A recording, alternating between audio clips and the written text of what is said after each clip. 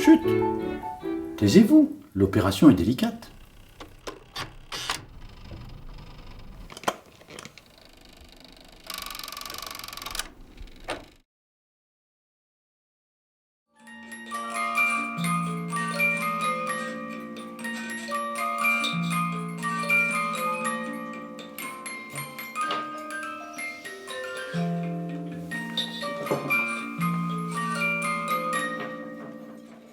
Ma passion pour les automates anciens est venue parce que j'aime les choses anciennes. Depuis longtemps, je collectionnais des choses anciennes et j'ai commencé par de la musique mécanique. Et j'ai découvert, en allant acheter un instrument de musique mécanique à Chartres, j'ai participé à une vente aux enchères et j'ai été émerveillé de voir tous ces objets en mouvement, tous ces objets qui ressemblent à des êtres humains. Et ensuite, je me suis offert un Vichy qui était lui fort malade, et donc je l'ai restauré et je l'ai fait revivre. Et là, c'était un petit homme qui escamote une souris et un chat, qui est perché sur un tabouret, et là, je l'ai fait revivre complètement.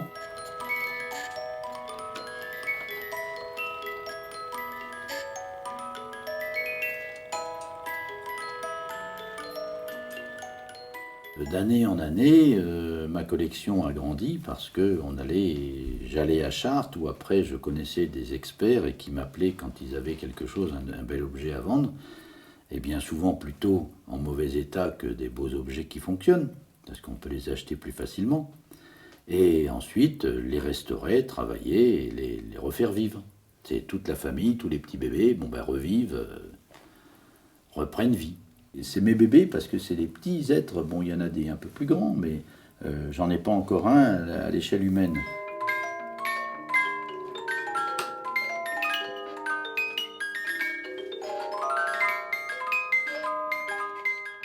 Ce sont des bébés qui sont de 1860 à 1914 à peu près, quand il y a eu ces fameuses guerres, et qui ont détruit beaucoup d'objets. Les automates sont des objets qui ont été créés il y a de très longue date.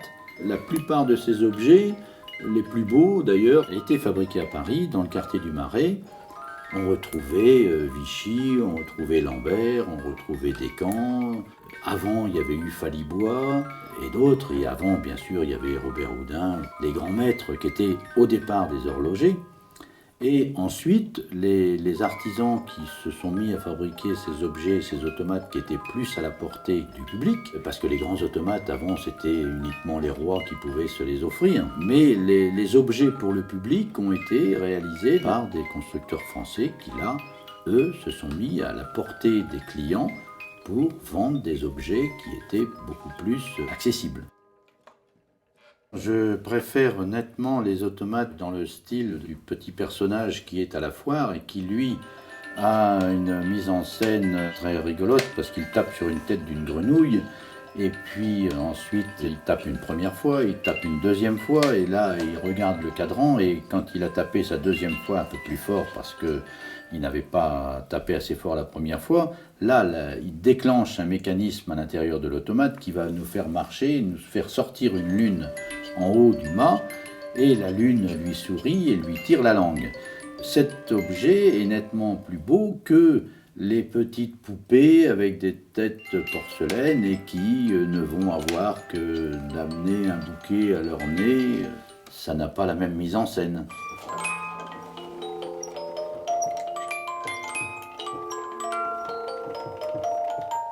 Un jour, j'ai fait l'acquisition d'un conscrit de Vichy.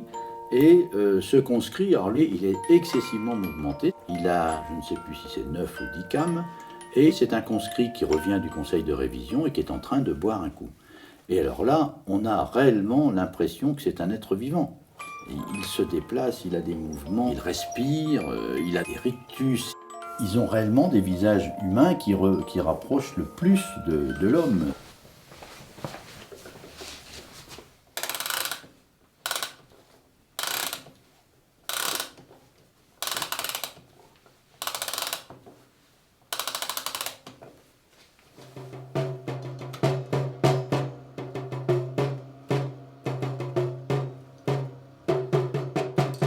Si ce joueur de tambour interprète réellement une ritournelle, c'est parce que des mécaniciens de génie ont su, dès le XVIIIe siècle, grâce au développement de l'horlogerie, créer des automates perfectionnés, non pas uniquement pour amuser le public, mais plutôt pour l'instruire et faire progresser la science. Avec son joueur de flûte traversière, Jacques Vaucanson, qui avait fait des études de médecine, s'était intéressé au mécanisme du souffle chez l'être humain.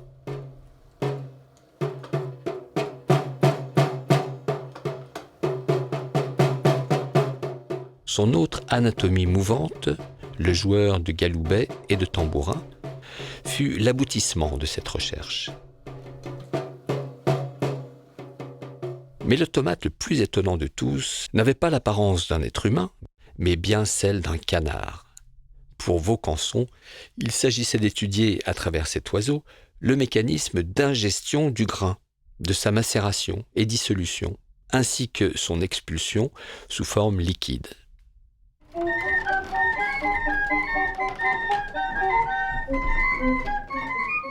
Quelques 30 années plus tard, entre 1770 et 1772, la famille d'horlogers suisses, les Jacquet-Dreux, poursuivit les démarches de Vaucanson avec 3 androïdes capables d'exécuter des tâches propres à l'être humain. Installé au musée d'art et d'histoire de Neuchâtel, le petit écrivain est capable d'écrire n'importe quel texte qui lui est demandé.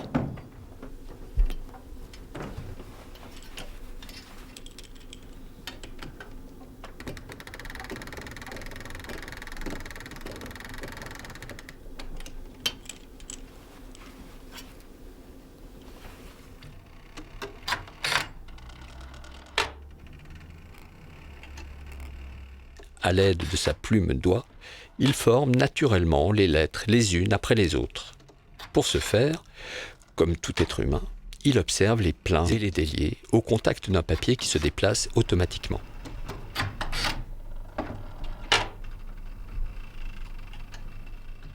Il est ainsi capable, sous la dictée, ou par le biais d'une programmation, de rédiger des phrases de 40 lettres ou signes en respectant les alignements et les espaces.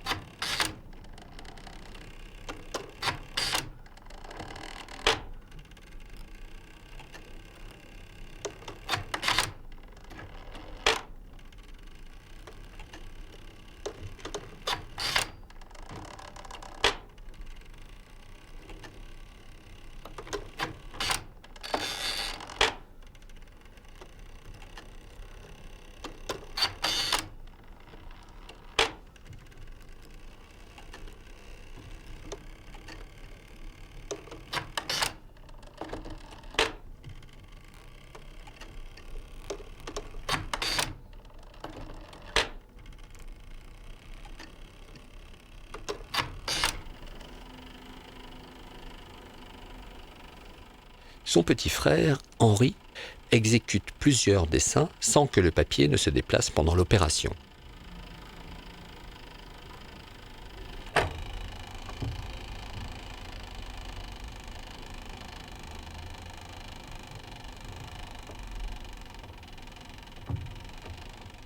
Aujourd'hui, il réalise pour nous le portrait de Louis XV.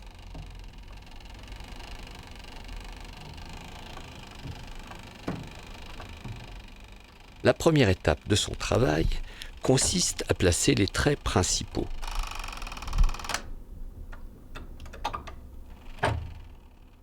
Si vous disposez une boulette de papier sur sa table,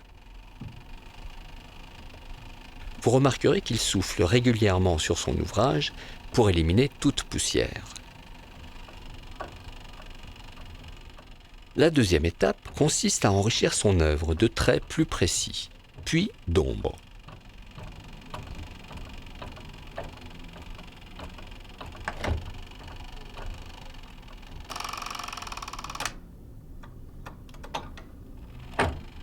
Enfin, vient la troisième et dernière étape, au cours de laquelle Henri corrige son dessin.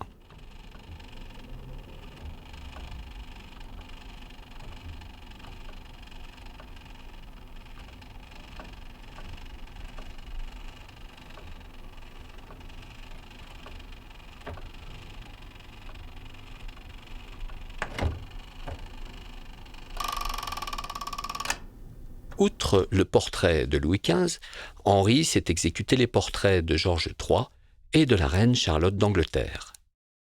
Il réalise même le dessin de son chien. Enfin, notre artiste est également l'auteur d'une curieuse scène de genre, le papillon conduit par l'amour.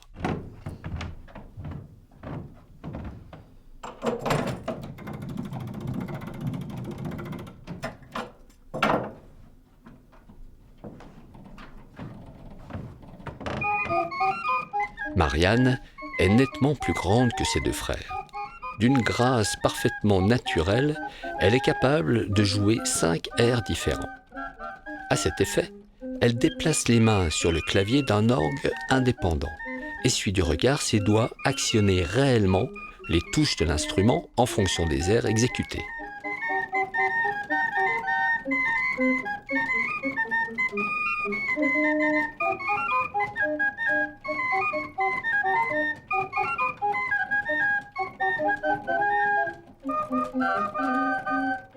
Si vous êtes attentif, vous pourrez même la voir respirer de haut en bas, comme une vraie femme.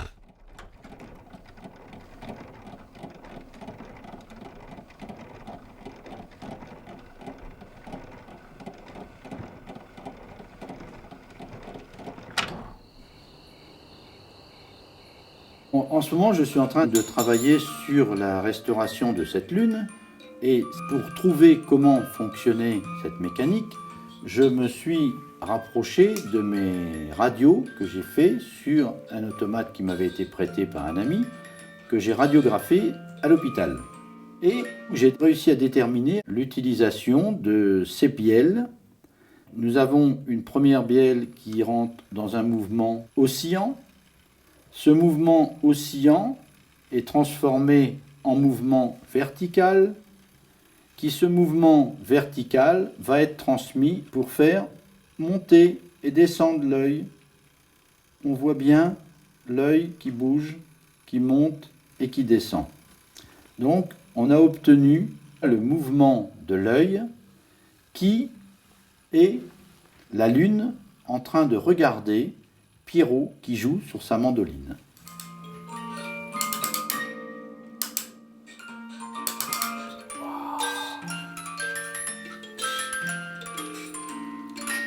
Il bouge. C'est bon. Je vous présente cet automate qui est bien particulier car je l'ai découvert tout à fait au début de ma collection. C'est un petit ramoneur qui est dans une cheminée qui mange son sandwich. Le ramoneur est interrompu par une araignée qui arrive du conduit de cheminée. Il laisse tomber son sandwich et le chat lui mange son sandwich. Et le petit ramoneur va lui donner un coup de pied.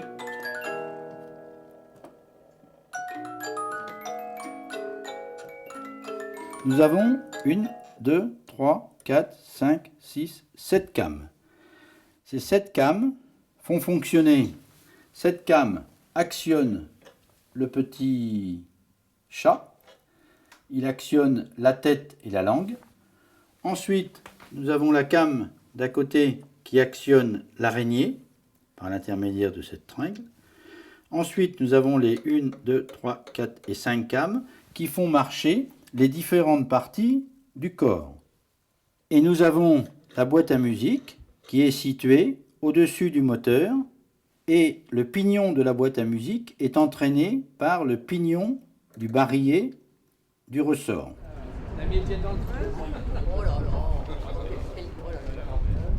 Il y a 2 périodes dans l'année qui sont très importantes pour un collectionneur. C'est l'approche du mois de mai et l'approche du mois de décembre. On a hâte d'aller à la galerie de Chartres pour rencontrer Maître Lelièvre qui va nous mettre en appétit d'abord par un catalogue. Et c'est là où on découvre toute la multitude d'objets qui vont être mis en vente. Et après passage de 2-3 fois vite fait, on s'arrête sur un objet qui s'accroche et qu'on prend à cœur et qui ne va pas se décrocher du cœur tant qu'on ne va pas être aux enchères. Et ensuite, quand on arrive dans la salle de la galerie de Chartres et que l'on voit cet étalage d'automates et de musique mécanique, on est réellement dans un lieu mystérieux et très passionnant.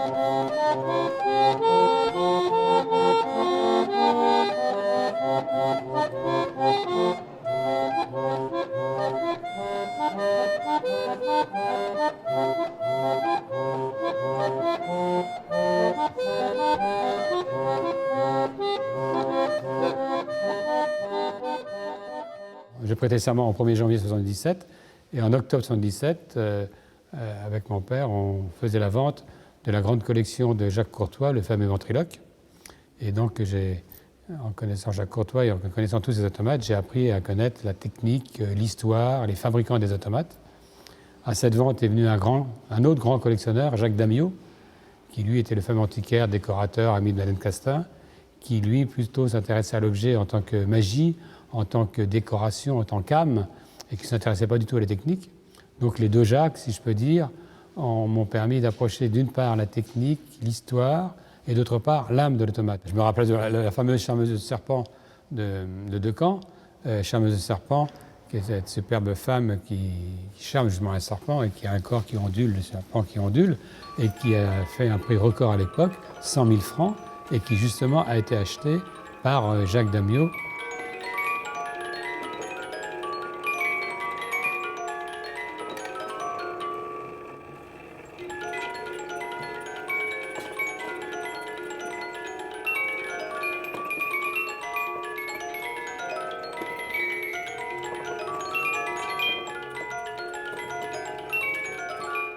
Alors, le conseil de révision, je me souviens, il y avait plusieurs personnages, le médecin, les militaires qui étaient plus ou moins habillés.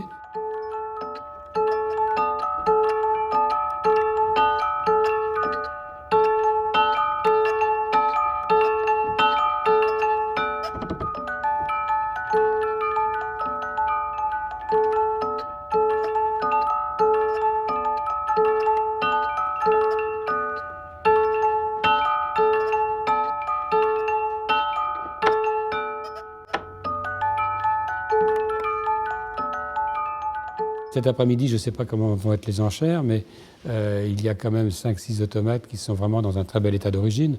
Bon, il y a le grand automate, la grand-mère et ses petits-enfants qui est prodigieux. D'ailleurs, la conception et l'invention de la scène.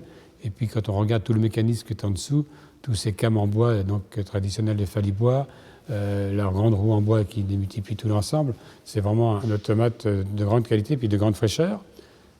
Puis après, il y a ces automates qui sont plus classiques du style Android, qu'on peut mettre sur une commode. Il y a le pêcheur qui pêche la coquille Saint-Jacques, qui est vraiment dans 100% dans son état d'origine. Il y a le noir joueur de banjo, qui faisait partie de la collection de Jacques Damiot. Il y a le mexicain joueur de sitar. De Decamps, tout ça, c'est vraiment des automates fort sympathiques. Bon, 88, voilà, on va laisser de là. Un petit tour de manivelle, vous l'avez vu, c'est cet automate de la maison Falibois avec un mécanisme très sophistiqué, très très grand automate, avec les deux enfants qui pêchent. L'un se penche, la grand-mère lui dit mais ne te penche pas et il manque de tomber. Et la grand-mère s'arrête complètement effrayée. Voilà. Avec musique bien sûr, parfait état, parfait état. Et ce qui a preneur à 15 000 € pour commencer ce grand automate très sophistiqué de la maison Falibois. À 15 000 votons pour cet automate de la maison Falibois. À 15 000. C'est une scène qu'on a rarement vue et qui est très intéressante. C'est un sujet que j'ai jamais vu auparavant, qui est intéressant dans les mouvements. Et ça, c'est une curiosité. Il n'est pas répertorié. Même dans mes documents, je n'ai pas ce modèle. Au moment où on est dans la salle et où on est en train d'acheter quelque chose, et quand on attend les secondes avant d'avoir la tombée du marteau, on se trouve dans un état second, on est réellement... on ne peut pas s'imaginer quand on n'est pas à ce moment-là. Numéro 89. Voici un automate d'origine prestigieuse, puisqu'il appartenait à la collection de Jacques Damiot. Ce joueur de banjo qui est en parfait état, je le commence à 6 000 €. 6 000 € pour ce noir joueur de banjo, très jolie tête, à 6 000. Et il y a preneur. Selon les personnes que l'on rencontre dans la salle, on se dit, l'objet, on ne pourra pas l'avoir, parce qu'on a des personnes qui vont mettre beaucoup plus cher que vous. Et là arrive le moment fatidique où on a l'objet qui est annoncé, qui est présenté par Maître Lelièvre, et commence à se dérouler, s'égrener, une kyrielle de chiffres. 6200 par monsieur, 6500, 6800, 7000, 200. La tension monte et on prend une... 7, 8000. 8000 nous sommes pour cet automate noir joueur de banjo. À 8000. Quand on attend les secondes avant d'avoir la tombée du marteau, on se trouve dans un état second, on est réellement... ça se passe à l'intérieur, on ne peut pas le filmer, c'est à l'intérieur du corps où on a cette sensation. Et alors quand on perd un objet, on a une déception énorme, et quand on gagne l'objet, on a aussi une drôle de sensation. 8000.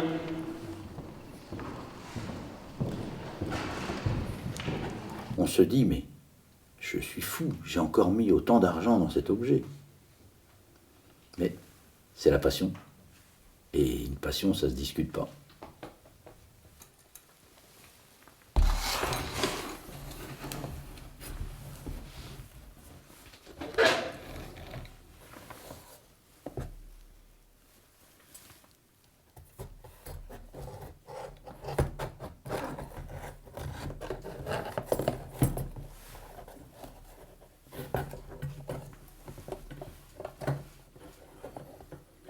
Et voilà, la partie est installée. Et en même temps, nous aurons la bouche qui marchera.